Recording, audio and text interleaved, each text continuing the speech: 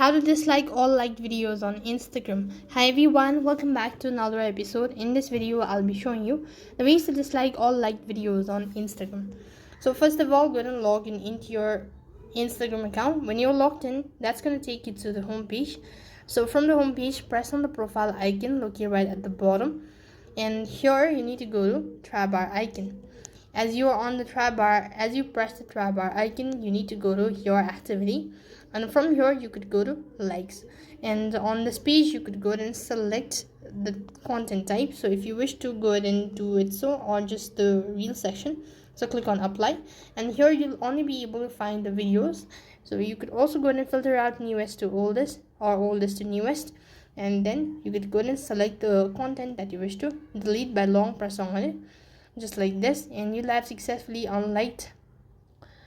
And then you'll have successfully disliked all the videos on Instagram. That's all for this video. I hope the video was helpful.